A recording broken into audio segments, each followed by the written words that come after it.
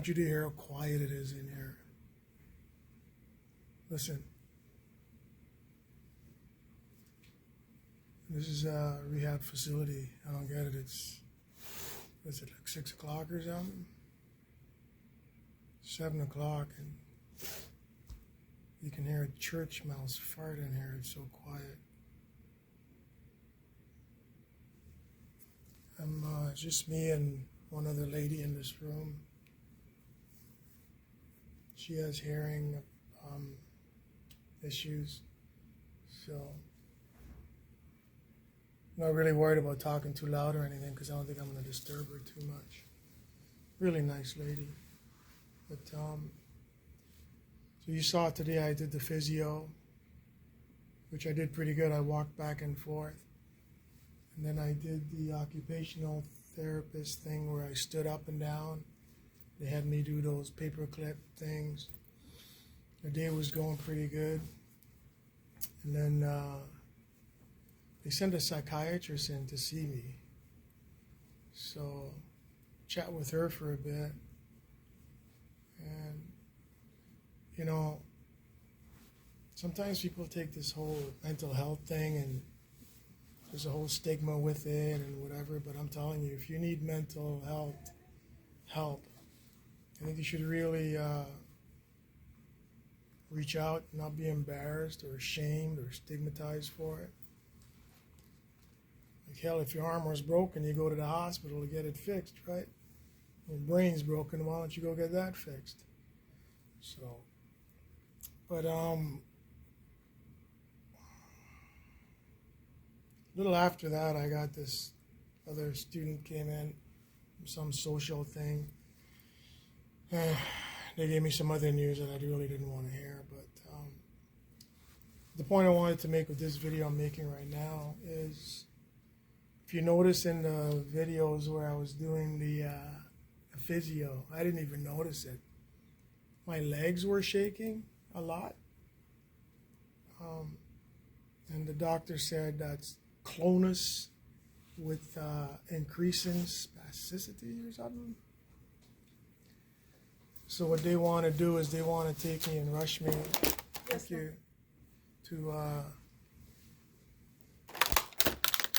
somebody just brought me a snack. They wanted to put me in an ambulance and rush me off to a hospital because that shouldn't be happening. And the reasons they say that's probably happening is because either there's fluid in my spinal cord area again, like from after the surgery, and it's either going up the spine, where I think I mentioned before up to C8 or something, and that's why they thought I was getting numbness in my hands. Well, with this now, because of that shaking thing, she thinks it's either going up, so I'm getting it in my hands, and then going down, so I'm getting it in my legs. I've always had it in the one leg. That's why my one right leg always buckles and shakes and then I fall. But now when she was doing something to my right leg, my left leg was shaking. So it's centralized or something. No, they were using some big doctor terms and all that. So I had to see the surgeon anyways tomorrow to do a follow-up for the surgery at his fracture clinic or whatever. And so I said, if I'm going to go see the surgeon tomorrow who did the surgery on my spine, why would I go now to a hospital in an ER department to see a doctor so he can book an MRI or CT or whatever, and then he's just going to tell me to follow up with the surgeon, so just leave me be. I'll just go see the surgeon tomorrow. And then she said, well, you know, you have to assure us if at any point you feel any numbness in your legs, really, like my legs will feel numbness, they're already numb.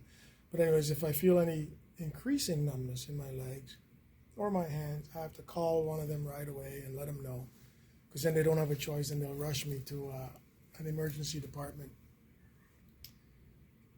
So I was sitting here and, you know, I started thinking of my kids and all that and my wife, because you hear how quiet it is, right? When it's this quiet, the walls start talking to you, man. And I don't know, I'm just thinking about my kids and my wife, and Like, what would they do if I became totally paralyzed, like from the neck down, from what they're saying? Because now they're going to have to find out what's causing it and then how to correct it and stop it and blah, blah, blah. And I'm like, but I'm so tired, man. I'm just so tired of all this. It's been since 2010, you know. First, when I couldn't urinate, they're like, oh, it could be this, it could be that. And, oh, we don't know what else to do, so we'll give you a pouch. If you see me in a lot of the videos, I'm always patting my shirt or fixing something. It's the urinary pouch I have that I'm fixing. So I ended up with that pouch, and now I'm thinking, what if I end up totally paralyzed from the waist down? Kind of accepted that before the surgery because I knew that was one of the risks. I think I mentioned that before. If I didn't do the surgery, it was going to be that anyway. So, but I came out worse from the surgery than I was going in initially. First couple of weeks I was in the hospital, I couldn't move my legs or anything. Now I can move them. I can't stand anymore. You saw what it was like standing up and down. I used to be able to stand somewhat. I just used to tire out and fall all the time. So now with this thought of going totally paralyzed, it's just like, it's killing me, man. It's like chewing me out. See, if it was just me alone, it wouldn't matter, right? Like, I'd be like, whatever, man. Like, me, I don't care. When you got others, man, that are counting on you, loved ones, that changes everything, you know. It changes the way, it changes who you are as a person, because it's, then you're not just thinking about yourself. You got to think of others, and that's why all these surgeries, man, you know, it's not the surgery itself that gets me, or the preparation, or going in, or I'm not scared to go into the surgery or whatever. It's just a toll it's putting on them, man. Every time I go in, they got to be so worried about whether or not I'm going to wake up, or I'm going to come back. And the night before, we all try to have like this dinner, and like, you know, last time we played games and stuff, and like I think my youngest is 25. Like, that's not fair to Alyssa, man, to be having to worry about that shit.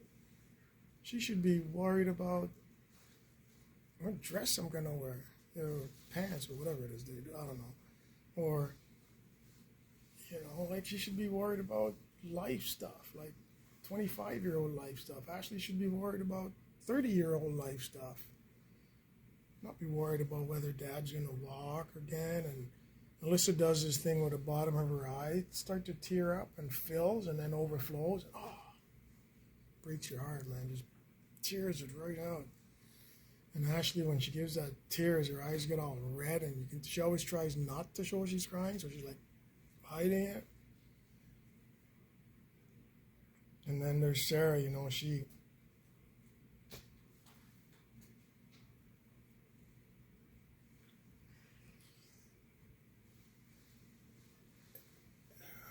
got so much of her own stuff she's got to deal with. And then she's got to carry all this weight too. I never ever thought at 50, 55, whatever it is I am, I'd be like a burden to anyone. And I should be carrying them, you know. I always tell them there's no mountain high enough that I wouldn't climb for them. Okay, I'll take Oh, it good. It's away. getting loud again in here. You hear that? Now that I'm talking. Okay, I'll take it away. Yeah, there's no way that woman should be going through all that now, man. No way. I should be the one carrying them and taking care of them and doing it. I can't imagine what she's going through, because if I'm in here alone thinking about this and she doesn't know, right? You know when you don't know, it's actually worse? So she's at home and she doesn't know exactly how I feel or what I'm going through and what's in my mind. So she's got to deal with her issues. She's got to deal with my issues, and then she's got to deal with issues on how to deal with my issues and hers. So, I don't know, man. We'll see, you know, see what happens tomorrow. See the surgeon, see what he says. And then we'll go from there. Like I say, the day kind of started off okay, you know. But by the time this video is posted, we will all know what's going on by then. whether things are getting worse or things are getting better, and if we have a way to deal with them or not. A couple videos behind, so you'll see some other stuff leading up to this. It's not much, just me rambling and stuff. But yeah, I was just sitting here and I thought I'll just shoot this video. My eyes are kind of blurred from the glasses or from the medication, I don't know. Maybe because I'm just sitting there feeling sad the whole time. You know, sometimes they say it's always good to have somebody to talk to or to talk the things out. Not that one, but Yeah, Sometimes maybe the best person to talk to is yourself. There's only one problem with that though. sorry. Yeah, if you're stubborn and don't listen, you're not going to listen to yourself if you don't listen to anybody else. So, just my little No, there is quiet time, let's soup say. left over. Figured I'll just It could let it roll be off my tongue instead of no, internalizing it. maybe So, I don't know. soup and that fruit. Let's keep our chin ups, eh? See what tomorrow brings.